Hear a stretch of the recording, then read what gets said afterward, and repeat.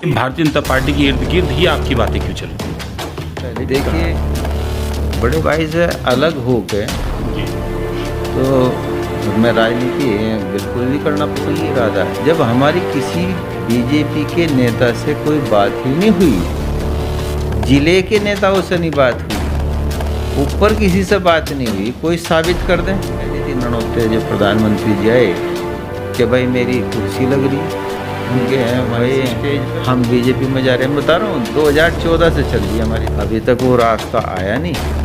अब ये परमपिता परमेश्वर को पता भाई भविष्य में क्या होगा, क्या पिछले गेट से क्यों जाएंगे। हमने तो आज तक कोई काम छुप के नहीं किया। हम तो जो भी काम करते हैं सामने के दरवाजे से करते हैं, मंच पर खड़े होकर करते हैं। नमस्कार, स्वागत है आपका एक बार फिर जनादेश टीवी इंडिया में। मैं आपके साथ इसराइल चौधरी। चलिए एक बार फिर मैं आपके सामने हाजिर हूँ एक नई वीडियो के साथ। जैसे जैसे लोकसभा के चुनाव की तारीख या उसका समय नज़दीक आता जा रहा है तो वैसे वैसे अफवाहों का बाज़ार भी पूरी तरह से गर्म है। आज बात करते हैं जनपद सहारनपुर के उस सियासी घराने की जिसका हमेशा से जनपद सहारनपुर ही नहीं उत्तर प्रदेश की राजनीति में एक अहम योगदान और उनका दखल रहा है। उस परिवार के बारे में बात करेंगे। चौधरी इंदर सेन हमारे सामने इस वक्त मौजूद हैं। उनसे कुछ सवाल और जवाबों का एक छोटा सा एक दौर शुरू करते हैं। कुछ सवाल आज के दौर में बहुत घूम रहे हैं। कभी सोशल मीडिया पर खबरें बनाकर वायरल की जाती हैं, कभी व्हाट्सएप के माध्यम से लिखा जाता है कि जल्द ही एक बड़ी पार्टी में शामिल होने जा रहे हैं। उत्तर प्रदेश के अंदर इस वक्त भारतीय जनता पार्टी की सरकार है और उसी के इर्द गिर्द इनका भी जो मैसेज घूमता है कि जल्द ही भारतीय जनता पार्टी में ये परिवार शामिल होने जा रहे हैं। कभी अफवाहें चलती हैं कि छोटे और बड़े भाई में आपस में भी इस बात को लेकर रस्साकशी है। बड़े भाई कहते हैं कि वहाँ नहीं जाना, छोटे भाई शामिल हो रहे हैं। कभी मुख्यमंत्री का दौरा सहारनपुर में जल्द है, उनकी तारीखों का ऐलान होने वाला। इन सभी सवालों का जवाब देने के लिए आज आपके सामने है। दर्शकों को कहना चाहूँगा कि वीडियो अगर आपको पसंद आए तो इस वीडियो को आप शेयर करें। सर, सबसे पहले हमारे चैनल में आपका स्वागत है। बहुत बहुत आपका धन्यवाद जनादेश टीवी इंडिया का। मैं यहाँ पर अभिनंदन करता हूँ उसकी पूरी टीम का, जो कैमरामैन है सभी का। पहला सवाल यही, जब भी चुनाव आते हैं चाहे वो विधानसभा का हो या लोकसभा का हो, हर बार एक अजीब अफवाहें आपके इर्द गिर्द घूमती हैं। कभी कहा जाता है कि तारीखों का ऐलान जल्द होने वाला है, छोटे भाई बड़े भाई में भी कुछ आपसी रस्साकसी है। ये भारतीय जनता पार्टी के इर्द गिर्द ही आपकी बातें क्यों चल रही हैं? देखिए, जिसमें दम होता है साथियों का, जिसके साथ साथियों का दम होता है, चर्चा भी उसी की चलती है। चर्चा ही चल रही, अफवाह ही चल रही। 2014 से हम भाजपा में जा रहे हैं, अभी तक तो हम गए नहीं जी। लोग जो हमारे विरोधी हैं वे इस तरीके की अफवाहें फैलाते हैं। बड़े भाई की और छोटे भाई में एक रस्साकसी चल रही है, हमारी तो समझ में आ नहीं रहा कि है रस्साकसी। रोज़ हम यहाँ इकट्ठे बैठते हैं और कोई भी महत्वपूर्ण किसी भी बिंदु के ऊपर जब समय आता है तो गंभीर चर्चा करके हम निर्णय लेते हैं। और दूसरी बात यह है कि बड़े भाई से, मैंने तो पहले भी कहा, बड़े भाई से अलग हो के जी तो मैं राजनीति बिल्कुल भी करना पसंद नहीं करूँगा। मैं अभी तक तो मेरा यही इरादा है। आगे ना आप जानते ना कोई जानता, परमपिता परमेश्वर के अलावा अगले पल का तो उनको पता है कि क्या है क्या नहीं। आप जब भी किसी पार्टी में जाते हैं, पहली बात तो आप जब से समाजवादी में कई साल आपको लगातार इसी पार्टी में होंगे, लेकिन फिर भी जो भी आपको फैसला लेना होता है अक्सर देखा जाता है कि आपका परिवार हमेशा से क्षेत्र से और पूरे जनपद से अपने कार्यकर्ताओं को, अपने विश्वसनीय साथियों को बुलाते हैं और आप एक नया फैसला जब भी लेते हैं तो अक्सर ऐसा करते हैं। लेकिन ये बातें चलती क्यों हैं? देखिए, जो हमारे साथी हैं तमाम, परम पूज्य पिताश्री स्वर्गीय चौधरी यशपाल सिंह जी के प्रत्येक बिरादरी के अंदर उनके अनुयायी हैं, उनको चाहने वाले हैं। आज भी उन्हीं के आशीर्वाद से और उन्हीं के रूप में पूज्य पिताजी भी आज हमारे ऊपर अपना आशीर्वाद बनाए हुए हैं। ऐसे साथी शायद किसी के पास नहीं होंगे जो समर्पित साथी हमारे पास हैं। हमारे साथ हैं, उनका प्यार है, सहयोग है, आशीर्वाद है, उनका दम जी असली तो शक्ति हमारी वही है। और उसी शक्ति के आधार पर हर पार्टी, देखो सभी पार्टी चाहती हैं कि हम एक जनाधार वाला कोई भी व्यक्ति मिले। जी नहीं, नेता तो हम नहीं कहेंगे अपने आप को, क्योंकि हम तो एक जो राजनीति हमारा है माध्यम है समाज सेवा करने का, इससे अलावा नहीं है। आज राजनीति को विशुद्ध रूप से बिजनेस का जरिया बना लिया है नेताओं ने, आप देख भी रहे हैं अपने यहाँ इधर उधर। लेकिन हमारा कोई इरादा, जब हमारी किसी बीजेपी के नेता से कोई बात ही नहीं हुई, जिले के नेताओं से नहीं बात हुई, ऊपर किसी से बात नहीं हुई, कोई साबित कर दें तो भाई पार्टी में कैसे चले गए हम। चर्चाएं आप सही कह रहे हैं इजराइल चौधरी जी कि 2014 में भी चली, इसमें कोई दो राय नहीं है कि 2017 में हमारे पास ऑफर आया, 19 में भी था, 22 में भी था। उसमें 19 में तो यहाँ तक की कह दी थी ननौते जो प्रधानमंत्री जी आए कि भाई मेरी कुर्सी लग रही उनके हैं वहीं इसी स्टेज पे, और मुझे पता नहीं जिसकी कुर्सी लग रही उसे पता भी नहीं है। तो मैं अपने भाई से, जो बड़े भाई हैं, उनसे अलग होकर कैसे चला जाऊंगा। जो चुनाव, हमारी लोकसभा चुनाव लड़ने की पूरी ज़बरदस्त तैयारी है, इसमें कोई दो राय नहीं है। हमारे साथी, अंतिम राय आपने भी कहा, सही कहा आपने हमेशा देखते आ रहे कि हम अपने साथियों से राय लेने के बाद आखिरी निर्णय उनका ही मान्य होता है। यानी आप भी मानते हैं कि जब ननौतम प्रधानमंत्री जी आए कि वो अफवाहें बिल्कुल सस्ती जो चली थी? नहीं, हमें नहीं मालूम, हमने लोगों पे से सुनी जी। आज भी लोगों पे से ही सुन रहे हैं, आप लोगों पे से सुन रहे हैं। अगर भाई हम बीजेपी में जा रहे हैं, बता रहा हूँ 2014 से चल रही है हमारी तो। अब हम तो जहाँ हैं वहीं हैं, अभी तक वो रास्ता आया नहीं। अब ये परमपिता परमेश्वर को पता भाई भविष्य में क्या होगा क्या नहीं होगा, सरकार किसकी बनेगी किसकी नहीं बनेगी, दावे सब पार्टियाँ ठोके हैं। अगले पल का जीवन का भरोसा नहीं है, तो अगली तो हम क्या कहते हैं। लेकिन एक जैसा अपनी योजना बनावे, फिलहाल हमारे दिमाग में ऐसी कोई भी बात नहीं है। अभी 3 से 4 दिन पहले भी हम लोग कहीं पर बैठे थे तो वहाँ पूरे दावे किए जा रहे थे कि पिछले दरवाजे से मुख्यमंत्री से मुलाकात हो गई, और कुछ और जो आपके रिलेटिव हैं, कुछ नेता जो समाज के हैं, कि उनके द्वारा भी आपकी बात चल रही है। इस तरीके से बात पेश की जा रही है कि बिल्कुल जैसा आपकी बात फाइनल हो ही गई है। रिलेटिव तो इसमें कोई दो राय नहीं है। भारतीय जनता पार्टी में कई रिलेटिव हैं ऐसे, और जो अच्छे पदों पर भी हैं। हमने कभी भी रिश्तेदारों का राजनीति में इस्तेमाल नहीं किया। अपने लोगों के काम के लिए भले ही हमने इस्तेमाल कर लिया हो, ऐसे ही जब हम सत्ता में आवें तो सभी पार्टियों में इस तरीके से हो। आप देखते होंगे कि मैं जब राजीव गांधी जी प्रधानमंत्री थे, अटल बिहारी वाजपेयी जी को इलाज के लिए उन्होंने संयुक्त राष्ट्र संघ में प्रतिनिधि मंडल का नेतृत्व करते हुए भेजा था, और वहाँ पे इलाज हुआ था, जबकि एक तरफा 400 सीटों से ऊपर थी। तो अनेकों उदाहरण भरे हुए हैं। परम पूज्य पिताश्री स्वर्गीय चौधरी यशपाल सिंह जी ने अपने समय में तमाम ऐसे काम किए जो जनहितकारी हैं, और विपक्ष में लोग रहे उनके काम किए, जो भी उनके पास चला आया। तो ये जो चल रही है बात, जब आप खुद कह रहे अफवाह, तो अफवाह सब तो अफवाह ही है। हम पिछले गेट से क्यों जाएंगे? हमने तो आज तक कोई काम छुप के नहीं किया। हम तो जो भी काम करते हैं सामने के दरवाजे से करते हैं, मंच पर खड़े होकर करते हैं। समर्थन किसी को किया तो खुले रूप में किया, कभी घबरा के नहीं किया, क्योंकि असली जो सत्ता है, असली जो ताकत है, वो हमारे साथी हैं, कार्यकर्ता हैं, और जो जनता है हमारे साथ, असली तो शक्ति वही है।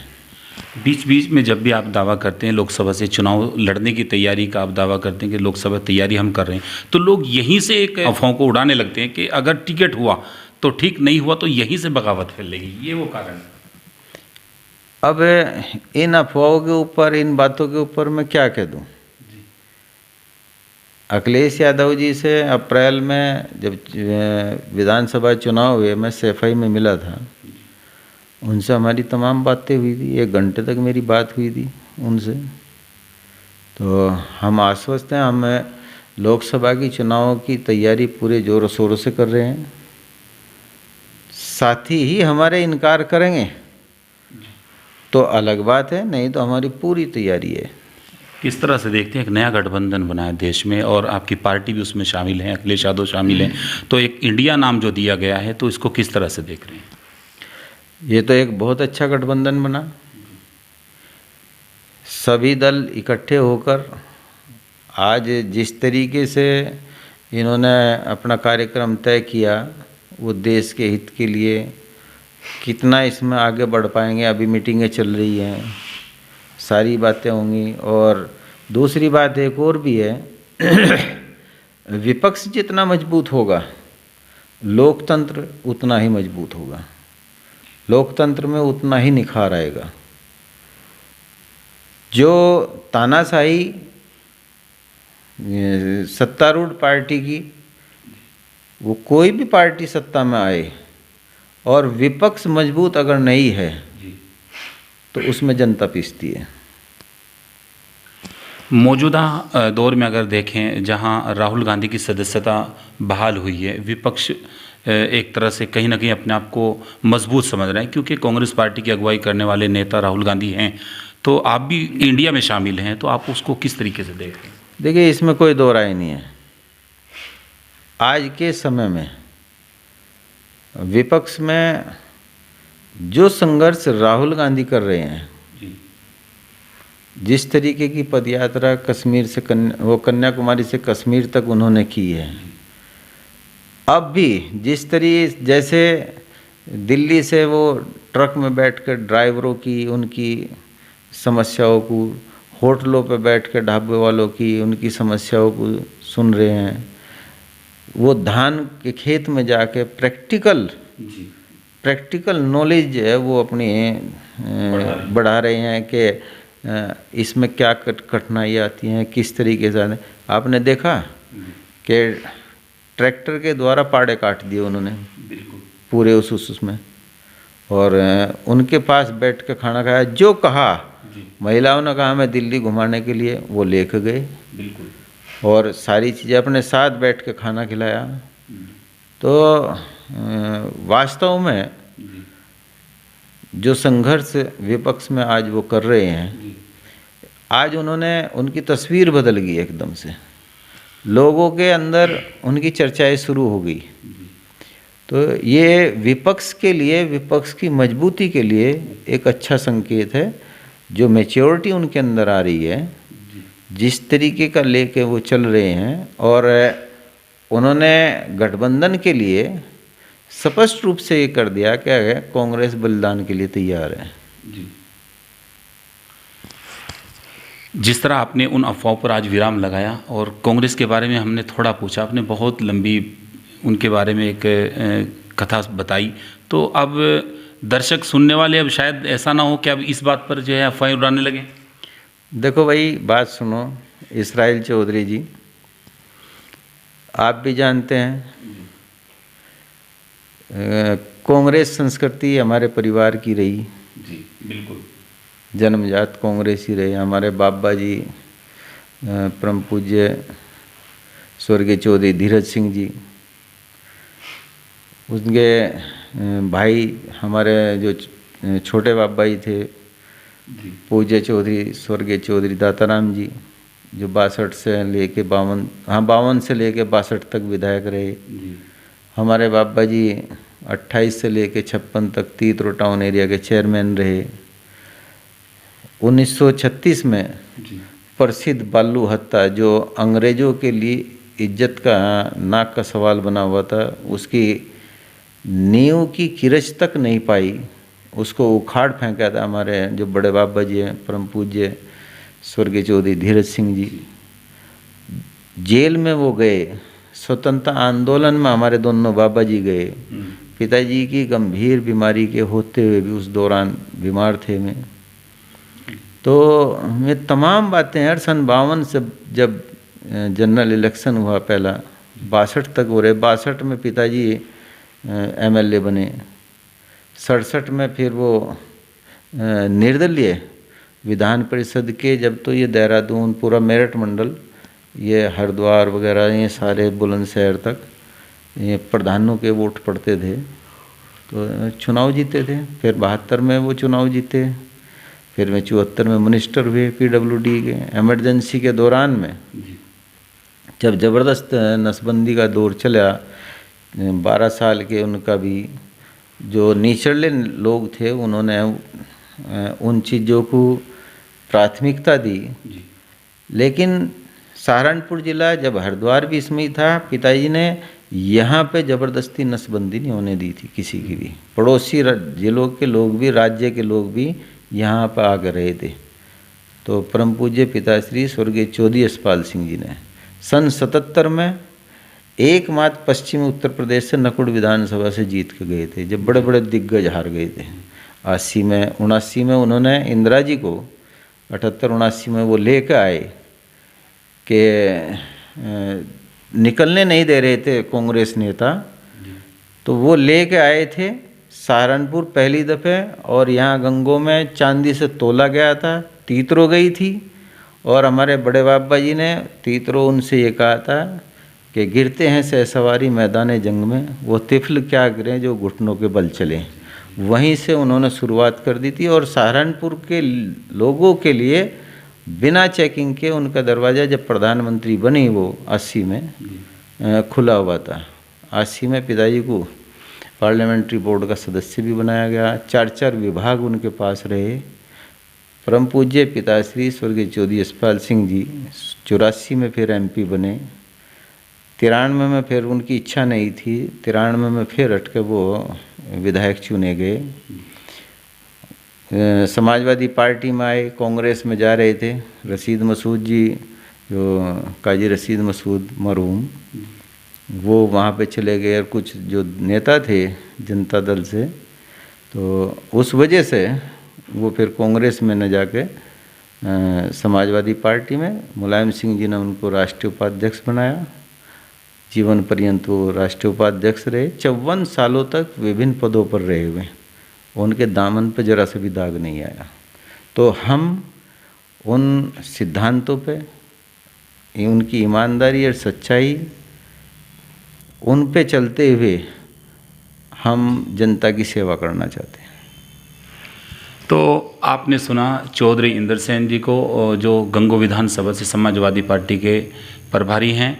तो कहीं ना कहीं आपने जो अफवाहें सुनी उन पर आज विराम लगेगा, ऐसी हमें उम्मीद है। और इनका साफ कहना है कि विधानसभा में जिस तरह से हम हमेशा से, और जनपद सहारनपुर में सभी कार्यकर्ताओं को बुलाकर एक अपने कार्यकर्ताओं के, अपने साथियों की एक राय लेते, तो आगे भी अगर कोई फैसला इस तरह का होगा, पहली बात ऐसा नहीं है, लेकिन अगर होगा तो अपने साथियों के साथ जो भी फैसला होगा वो होगा। कांग्रेस में हमेशा से इनकी आस्था रही है, इस परिवार का जन्म ही कांग्रेस से हुआ है, सियासी बैकग्राउंड कांग्रेस में इनका रहा है।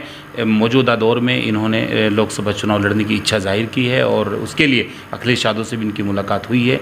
और आगे के लिए देखते रहिए जनादेश TV इंडिया को। मैं इसराइल चौधरी।